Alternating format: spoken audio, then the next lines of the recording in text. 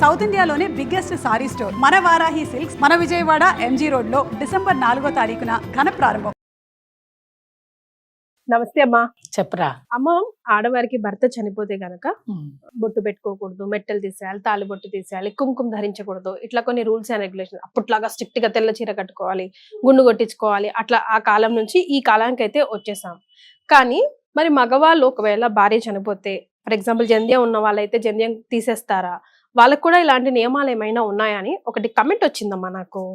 అసలు శాస్త్రాలలో ధర్మం చెప్పినటువంటిది చాలా విషయాలని ప్రస్తుత సమాజంలో మనం తోసేస్తున్నాం. అన్ని మనకు అనుగుణంగా మార్చేసి ఇది 100 ఏళ్ళు బతుకు నువ్వు. ప్రతి విషయాన్ని మనం మనకు అనుగుణంగా చేసుకుంటూ దాన్ని ఎవరి మీదకి తోస్తున్నారంటే ఆ బ్రాహ్మణ మీదకి తోసేస్తున్నారు. పురోహితం చేయడానికి వచ్చిన ఆయన మీదకి తోసేస్తారు. వీళ్ళు ఏది పాటించడం ఇష్టం లేదో వాళ్ళకు అనుగుణంగా ఒక విషయాన్ని అనుకొని, మాకు మా అయ్యగారు చెప్పేసిండు, మా పురోహితుడు చెప్పాడు, మా నాన్నగారు చెప్పారు, లేదంటే మా అమ్మ చెప్పింది, లేదంటే మా ఇంట్లో మా పిల్లలు. ఇప్పుడు కొత్త విషయం, నీకు ఒకటి విషయం చెప్పాలి.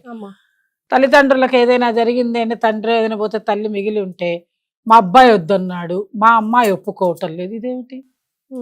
అబ్బాయిలు ఏమిటో అమ్మాయిలు ఏమిటో అసలు వాళ్ళకి ఏం తెలుసని, ఏ విషయం వాళ్ళకి తెలుసని అలా అని చెప్పి నేను అడిగేది ఒకటే ప్రశ్న అడుగుతా ఎవరినైనా సరే, మరి మీ అమ్మ మీకు ఇష్టమే, మీ నాన్న మీకు ఇష్టమే అని చనిపోయినటువంటి ఆ బాడీని మీ ఇంట్లో అట్టి పెట్టేసుకుంటున్నారా? ఎప్పుడెప్పుడు తీసేస్తామా? ఉన్నంతసేపు మనిషి అంటాము, శ్వాస ఆగిపోగానే బాడీ అంటాము. ఎంత తేడా ఉందో అక్కడే తేడా తెలిసింది. ఇన్ని మాటలు మీరు మాట్లాడుతున్నప్పుడు ఈ మాటలో తేడా తెలిసింది. మీ ఇంట్లో 5 నిమిషాలు ఉంచుకోగలుగుతారా? మహా అంటే 6 గంటలు ఉంచగలుగుతారు. దాని తర్వాత మళ్ళీ మీరు మార్చరీలోకి వెళ్ళాల్సిందే, ఒక ఐస్ పెట్టెలో పెట్టవలసిందే, ఇబ్బంది పడాల్సిందే. 5 నిమిషాలు మన ఇంట్లో ఉంచుకోలేనటువంటి బాడీ గురించి మీకు ఇన్ని ఆలోచనలు ఉండి మరి ఫోన్ తీసుకెళ్ళి అక్కడ ఇసిరి కొడుతున్నారా? లేదు. మీకు నమ్మకం ఉన్నా నమ్మకం లేకపోయినా మళ్ళీ ఒక అయ్యగారిని పిలుస్తారు. అన్ని కార్యక్రమాలు, అంత్యేష్టి కార్యక్రమాలు అన్నీ జరిపిస్తాయి. ఎందుకు జరిపిస్తున్నారు మరి? వీటన్నిటికీ జరిపించడానికి అయ్యగారు కరెక్టా? లేదు, ఆయన పాపం దానిలో ఉండే సిస్టమ్ అంతా చెప్పిన తర్వాత 10th డే రోజు మీ మదర్కి ఇలా ఉంటుంది అయ్యా అని చెప్పంగానే అట్టి బ్రాహ్మణి తీసేసేయండి. ఇక వాడికే వీళ్ళు చెప్తారు నథింగ్ డూయింగ్, మా మదర్ అలాగే ఉంటుంది. ఏమిటి చెప్తున్నారు మీరు? అవన్నీ తీయము, మేము తీయమంటే తీయము, అది అక్కర్లేదు, అలాగే ఉండాలి. ఇక వీళ్ళు ఇష్టం వచ్చినట్టు అక్కడ చెప్పి ఊళ్ళో వాళ్ళందరికీ ఏం చెప్తారంటే, మా అయ్యగారు చెప్పాడు, మా పురోహితుడు ఇదే చెప్పాడు, మీరేమీ తీసుకురావద్దు, మీరేమీ చేయొద్దు, ఇలాంటి మాటలు వచ్చేస్తుంది.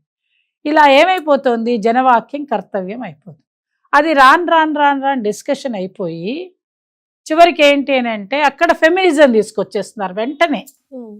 స్త్రీలు ఏమన్నా తక్కువ, వాళ్ళు ఎందుకు అలా ఉండాలి, వీళ్ళు ఎందుకు అలా? మీరు శాస్త్రం చదివారా? ధర్మం చదివారా? మీకు తెలుసా? ఏమొద్దు, మన ఇష్టం వచ్చినట్టు మనం మాట్లాడిందే నిజం అనుకుంటున్నారు. అసలు మెట్టెలు తీసేయాలి అనే మాట అంటే మెట్టెలు ఎందుకు పెట్టుకుంటారు? పెళ్లి కాకముందు పెట్టరు, పెళ్ళైనప్పుడే మెట్టె పెడతారు. మెట్టె పెట్టినప్పుడు ఏమవుతుంది? మీకు తెలిసే తెలియదో హార్మోన్స్ యాక్టివేట్ అవ్వడానికి, అక్కడ నుంచి కనుక నరం అనేది యాక్టివేట్ అయితే ఆ నాడి మండలం నీకు గర్భసంచి దగ్గర యాక్టివేట్ అయ్యి యోని తెరుచుకొని ఆ లోపల ఉండేటువంటి విధానం అంతా భర్తకి అనుగుణంగా తయారు. అంటే ఏంటి? భార్యాభర్త ఇద్దరు కాపురం చేయడానికి అనుగుణమైనటువంటి విధానం వస్తుంది. మరి నీకు ఇంత సైంటిఫిక్ రీజన్ అక్కడ ఉంది. ప్రతిదాన్ని చెప్తారా అండి రోడ్లోకి? ఎంత అసహ్యంగా ఉంటుంది. మగపిల్లలు ఉంటారు, ఆడపిల్లలు ఉంటారు, చిన్నవాళ్ళు ఉంటారు, పెద్దవాళ్ళు. పెద్దవాళ్ళు ఏం చెప్పారో అది జరిగితే సుఖంగా ఉంటాంగా మనం, తప్పేముంది? అలా ఉన్నప్పుడు ఇన్ని రోజులు హాయిగా అలా కాలం గడుపుతారు. వారు కాలం చేశారు, చేసిన తర్వాత కూడా నువ్వు అలాగే పెట్టుకుని ఉంటే నీకు లోపల కనుక యాక్టివిటీ స్టార్ట్ అయింది అని అంటే నీ యాక్టివిటీ నువ్వు ఎలా తీర్చుకోవద్దా? దాహం వేస్తే మంచినీళ్ళు తాగుతావు, ఆకలి వేస్తే అన్నం తింటావు. మరి ఇవన్నీ చేసినప్పుడు అలాంటి బయలాజికల్ నీడ్ కావాలి అనే మనసుకు ఒక థాట్ వచ్చింది అని అంటే ఇక నీ భర్త చనిపోయాడా, పోతే పోయాళ్లే అదేసే ఇంకోళ్ళ దగ్గరికి వెళ్ళిపోతారా? వెళ్ళలేరు కదా. అదంత సులభమైన పని కాదు కదమ్మా. అందువల్ల పెద్దవాళ్ళు ఏం చెప్పారు ఆ కాలంలో, ఇలా కాదు ఇలా ఉండాలి, ఇలా ఉంటే మీరు ఇలా ఉండగలుగుతారు. రెండవది ఏంటి అంటే ఆ కాలంలో చేసుకోవచ్చు. ఆ కాలంలో ఇంకా కూడా ఏమనేవాళ్ళు, అందం కోసం బొట్టు, అందం కోసం గాజులు, అన్ని అందం కోసం కాటిక అన్ని పెట్టుకున్నాక మనిషి ఏమనిపిస్తుంది, మీరు మామూలుగా ఆలోచించండి. ఇక మిగతా విషయాలన్నీ పక్కకు పెట్టి మీరు ఇంట్లో మామూలుగా ఒక నైటీ వేసుకును, ఓ పాత చీర కట్టుకును, ఇంట్లో ఏం లేక ఓ పిచ్చిదాల్లా ఉంటే మీ మనసు ఎలా ఉంటుంది? చక్కగా తయారయ్యాక బయటికి వెళ్ళాలని అనిపిస్తుందా అనిపించదా? సరదాగా తిరిగి రావాలనిపిస్తుందా అనిపించదా? పెళ్ళైపోయిన తర్వాత భార్యాభర్తలు ఇద్దరే ఇంట్లో ఉన్నప్పుడు మీ హావభావాలు వేరేగా ఉంటాయి కదా. అంటే ఏంటి, మన మనసు మనకి పరిపరి విధాలుగా వెళ్ళడానికి మనమే తయారవుతాం. అందుకని అమ్మవారి పూజ చేసేటప్పుడు కూడా చక్కగా అందంగా తయారై ఆవిడ అనుగ్రహం పొందడానికి తయారు. అట్లా ప్రతి విషయంలో ఒక విధానం ఉన్నప్పుడు మనం ఆ విధానాన్ని పాటిస్తే తప్పేముంది? దాన్ని మనం ఎక్కడి నుంచో పీకి పీకి లాగి చూడాల్సిన అవసరం ఏమొచ్చింది? అందువల్ల రెండో విషయం, ఇప్పుడు భర్త అనేవాడు కాలం చేశారు అంటే ఇన్ని సంవత్సరాలు మీరు వారితోటి కాలం గడిపినప్పుడు ఆ మాత్రం ఆ వారి కోసం మీరు సాక్రిఫైస్ ఏమీ చేయలేరా? కనీసం 10వ రోజు కూడా సాక్రిఫైస్ చేయరా? 9 రోజులు ఆత్మ తిరుగుతూ ఉంటుంది, ఎక్కడికి వెళ్తుందో ఇవన్నీ ఒక కథ, గరుడ పురాణం ఇవన్నిట్లో ఉంటాయి. ఇవంతా అదొక సిస్టమ్ నడుస్తుంది. ఏ దానికైనా ఒక టైం కావాలి కదా. పిల్లవాడు కావాలని నన్ను అడిగితే నా దగ్గర 2 కోట్లు ఉన్నాయి, వెంటనే పిల్లాడు కావాలంటే రాడుగా. 9 నెలల పొట్టలో ఆగవలసిందే కదా ఆ పిండం, అప్పుడే కదా బయటకు వస్తుంది. అంత సరే, ఇంత కష్టపడ్డం ఎందుకమ్మా, ఇంకేదైనా ఎగ్జాంపుల్ చెప్పు అంటావు అనుకో. మా ఇంటికి వస్తావు భోజనానికి, పెరుగు కావాలి, కీర్తి వచ్చింది, పెరుగు పెరుగు పెరుగు పెరుగు అంటే పెరుగుతుందా? పెరగదు. దానికి కావాల్సిన ఫర్మెంటేషన్ టైం 4 hours 5 hours టైంతోనే కదా నీకు వస్తుంది. మరి ఏ దానికైనా ఒక సమయం కావాలి అన్నప్పుడు మనకి ధర్మశాస్త్రంలో చెప్పినటువంటి విధానం ప్రకారంగా నడిస్తే తప్పేముంది? వాళ్ళ కోసం మీరు ఆ మాత్రం చేయలేరా? ఇన్ని సంవత్సరాలు మీరు వారితోటి కాలం గడిపారే, మీ జీవితాన్ని వాళ్ళకి ఇచ్చారు, వాళ్ళ జీవితం మీ దగ్గర ఉంచుకున్నారు. అయ్యో ఆయన వెళ్ళిపోయారు కదా, హాయిగా ప్రశాంతంగా ఆయన తలుచుకుంటూ నేను కాలం గడుపుతా అంటే నీకు వచ్చిన నష్టం ఏముంది? బయటికి చూపించుకోవద్దు. పోనీ స్టిక్కర్ పెట్టుకుని వెళ్తున్నావా, వెళ్ళు, ఎవరు వద్దన్నారు, దానికి ఇంత కామెంట్ వద్దు, కాంట్రవర్సీ స్టేట్మెంట్స్ వద్దు. ఎవరికి కావాలంటే వాళ్ళ పనులు వాళ్ళు చేసుకోండి, ఎవరు వద్దంటల్లా ఏ విషయాన్ని. కానీ దాన్ని పబ్లికైజ్ చేసి శాస్త్రాన్ని తప్పులు పట్ట. వాడికి దంజం ఉందా, వాడు దంజం పీకాడా, వాడు దంజం బయటకు వచ్చాడు. అసలు వాళ్ళు దంజం ఎందుకు వేసుకుంటారో నీకు తెలుసా? వాళ్ళకు ఒక వయసు వచ్చిన తర్వాత వాళ్ళకి దంజం వేయాలి అంటే వాళ్ళు ద్విజుడు అవుతారు. ఓన్లీ ఒక క్యాస్ట్ ఉన్న వాళ్ళు 4 చాతుర్వర్ణ్యంలో ఒక వర్ణం మాత్రమే కదా దంజం వేసుకునేది. మరి మిగతా 3 వర్ణాలకి లేదు కదా. మరి మిగతా 3 వర్ణాలకి ఏమని చెప్పాలి నేను? ఏం చెప్పాలమ్మా మరి ఎందుకు అడిగారు ఈ ప్రశ్న? ఎందుకు వస్తుంది వీళ్ళకి? వాళ్ళకి కూడా భార్యలు చచ్చిపోతారుగా, వాళ్ళకి వాళ్ళు మనుషులేగా. సరే, ఆ ప్రశ్న అలా సంధించారు వారు. యాజ్ ఇట్ ఈస్ నేను మీ ముందు పెట్టాను కానీ అసలు చెప్తున్నాను, మనకైతే ఈజీగా అమ్మాయిలకైతే పాపం హస్బెండ్ లేరేమో.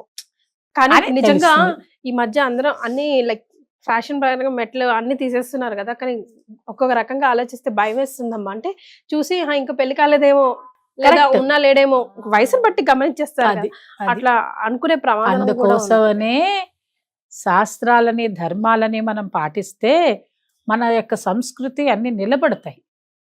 మనం ఏది చెప్పక్కర్లేదు. భారతదేశ ఒక స్త్రీ, ఒక అమెరికా స్త్రీ, ఒక ఆస్ట్రేలియా స్త్రీ, ఒక రష్యన్ స్త్రీ ఇలా నిలబడి ఉంటే ఎవరు చెప్పక్కర్లే. నువ్వు వెళ్ళి మైకు పెట్టుకొని మీరు ఇండియనా అని అడగక్కర్లా. మీ హావభావాలు, మీ వేషధారణను బట్టే మీరు ఇండియన్ అని చెప్పేస్తారు. అలాంటి సంస్కృతి మన దగ్గర ఉంది. ఓహో మెట్టెలు ఉన్నాయి, ఇట్లా కళ్ళతో చూసిన తర్వాత దండం పెట్టుకుంటారు. వీళ్ళని అమ్మాయి జోలికి మనం పోకూడదు. ఓ వేళ లేదు రెడీ టు ఉన్నారు అంటే అమ్మాయికి ఇంకా పెళ్లి కాలేదేమో, పక్కన వాడిని ఏమండి వాళ్ళు ఏదన్నా రెడీగా ఉంటే కనుక మా వాళ్ళు ఉన్నారు అడగండి అని చెప్పడానికి వీలుండేది ఒక కాలంలో. ఇప్పుడు మీరన్న మాట కరెక్ట్. ఎవరిని ఏం అడగలేదు. వాళ్ళు నిజమాది లేదు, అబద్ధమాది లేదు, ఏదో తెలియదు. ఎవరిని ఏం అడుగుతాం? ఎవ్వరు మంగళసూత్రాలు వేసుకోవట్లేదు అమ్మలు, ఎవరు బొట్లు పెట్టుకోవట్లేదు, పిల్లలు చిన్న పెట్టుకోవట్లేదు, పెద్ద పెట్టుకోవట్లేదు. అసలు ఇంకా కుంకుమ అంటావా, కుంకుమ పెట్టుకుంటే అదేదో చాలా తప్పు పని చేస్తున్నట్టు లెక్క. ఇక చెప్పంగా ఇప్పుడు ఏదో కాస్త పిసరు ఒక 1 కోటి మందిలో 1,00,000 మంది పెట్టుకుంటున్నారేమో అని అనుకోవాలి మనం. అది కూడా తప్పే. ఉత్తర భారతదేశంలో వాళ్ళైతే బొట్టు పెట్టుకోరుగా సింధూరం పెట్టుకుంటారు, అది వాళ్ళ పద్ధతి. ఎటుగాని పద్ధతి ఎవరంటే మనమే. మనం ఏది పాటించాం. కాబట్టి గాజులు వేసుకోవాలన్నా అవన్నీ ఏంటంటే చక్కగా పంచమాంగళ్యాలని ఇలాంటి పేర్లన్నీ చెప్పి హాయిగా భార్యాభర్త ఉండేది. ఇప్పుడు గాజులు వేసుకునేది కూడా అందుకే కదా. ఆడవాళ్ళమైనా మగవాళ్ళైనా ఎందుకు ఏమేం చేస్తున్నారు, ఎందుకు పెట్టుకుంటున్నారు ఏమిటి, ఇప్పుడు మాకే అనిపిస్తుంది. ఇప్పుడు మేము ఎప్పుడు 2 చేతుల నిండా గాజులు వేసుకుంటాం. ఇవాళ ఒక్కరోజు నేను వాచ్ ఎందుకు పెట్టుకోవాల్సి వచ్చిందంటే నాకు ఇక్కడ దెబ్బ తగిలింది, ఈ గాజు వేసుకుంటే గుచ్చుకుంటుంది, అది తీయడానికి కూడా నేను ఎన్నిసార్లు ఆలోచించాను. పుట్టిగా ఉండకూడదు కాబట్టి ఒక వాచి, అంటే అంత సెంటిమెంట్ అని కాదు, చేయకూడని పని చేయకూడదు, సరేలే ఇదేదో ఒకటన్నా ఆభరణం లాగా ధరించావులే, అది కూడా ఈ నరానికి టచ్ అవ్వాలి, నరం టచ్ అయితే హార్ట్ బీట్ కరెక్ట్గా ఉంటుంది, దానికోసం మనం గాజులు వేసుకునేది. అంతే తప్ప ఈ గాజులు వాడేందుకు వేసుకోడు. ఇప్పుడు వాళ్ళకు కూడా చాలా రూల్స్ ఉంటాయమ్మా. అబ్బాయిలకు కూడా భార్యలు కాలం చేస్తే కనుక వాళ్ళు కూడా కొన్ని పనులకి, పూజలు పునస్కారాలకి పనికిరారు. వాళ్ళు కూడా వాళ్ళ తల్లిదండ్రులు కాలం చేసి ఉంటే కనుక వాళ్ళు వాటి పనులలోకి వెళ్ళరు. తద్దినం పెట్టాలంటే వాళ్ళ భార్య లేదు కదా, మరి ఎవరు అక్కడ అగ్నిహోత్రం చేసే వాళ్ళు ఉండరు కాబట్టి వాళ్ళు చేయరు, వాళ్ళ అన్నదమ్ములు చేస్తారు. ఇలాంటి ఇంకా చాలా విషయాలు ఉంటాయి వాళ్ళకు కూడా, మనకు తెలియదు. మనం ఏంటంటే ప్రతిదాని మనం కనిపిస్తాం, వాళ్ళకి కనిపించదు కదా అంటే వాళ్ళు కూడా పొద్దస్తమానం వాళ్ళేమి ప్రతిదానికి పరిగెత్తుకెళ్ళరు. రెండవది ఏంటి అని అంటే అసలు ఆ కాలం నాటి నుంచి కూడా వెంటనే వాళ్ళకి పెళ్ళిళ్ళు చేసేసేవాళ్ళు, ఎందుకంటే వాళ్ళు కుటుంబాన్ని మోయాల్సి వచ్చేది. అరే భార్య లేకపోతే నువ్వు చెయ్యి, ఈ విధానాలన్నీ వెనక్కి పోతాయి, కుటుంబ బాధ్యత నువ్వు చెయ్యాలి, ధర్మం అంతా నువ్వే చూసుకోవాలి, నీ తల్లిదండ్రులకు కూడా నువ్వే కదా చేయవలసిన వాడివని వాళ్ళనేమి ఏదో కామకోరికతో కాదమ్మా, వాళ్ళకి ధర్మశాస్త్రం కోసం రేపొద్దున పిల్లలకి పెళ్ళిళ్ళు చేయాలి, ఇవన్నీ ఉంటాయి కదా అని ఆనాటి కార్యక్రమంలో ఏంటంటే పితృస్వామ్యం దీనిలో ఉన్నాం కాబట్టి వాళ్ళకి వివాహం అనేది చేసేసేవాళ్ళు, వెంటనే అయిపోయేది. అంతే తప్ప మనం వాళ్ళని పట్టుకుని వేసుకునే వాళ్ళని వేసుకొని వాళ్ళని పట్టి పీకాల్సిన పని అయితే లేదని నాకు అనిపిస్తుంది. ఏదైనా మా మనస్తత్వం ప్రకారంగా మేము ఆలోచించిన, ధర్మం ప్రకారం ఆలోచించిన, మీ చెప్పుల్లో మా కాళ్ళు పెట్టినా చేయవలసింది ఏంటంటే ధార్మిక వ్యవస్థని మార్చవద్దు. ఎప్పుడైనా ఏ ధర్మాన్ని కూడా మనం డీప్గా వెళ్ళి చదవటం లేదు కాబట్టి మనకు అన్ని విషయాలు మనకు తెలియవు. తెలుసుకున్నంత వరకు పెద్దలను అనుగుణంగా చేసుకుని, ఎవరో ఏదో చెప్పారని ఆ కామెంట్స్ పెట్టుకొని వాళ్ళని మార్చుకుంటూ ఇలా చేయొద్దు. ఎవరైనా చేశారనుకోండి, వాళ్ళని ఎందుకు మనం కామెంట్ చేయాలి? ఏవో పెద్ద చిన్న బొట్టు గురించి 100 మాటలు మాట్లాడడం, వాళ్ళు బాధపడడం, అవసరం లేని విషయాలు ఇవన్నీ. కాబట్టి అలాంటివన్నీ ఏమొద్దు. కుంకుమ ధరించారు పాపం, వాళ్ళు కూడా అలా అనకూడదు మనం ఎవరిని. ఏదో జరగకూడనివి అసలే బాధలో ఉన్న వాళ్ళని మాటకి మాట అనడం తప్పు, కానీ జరగవలసిన దాన్ని ధార్మికంగా చేసుకుంటే సనాతన ధర్మం ఎప్పుడు నిలబడి ఉండాలనే కోరుకునే దానిలో నేను కూడా మొదటిదాన్ని కాబట్టి ఎప్పుడు సనాతన ధర్మాన్ని కాపాడుదాం. Right, thank you so much అమ్మా, నమస్తే.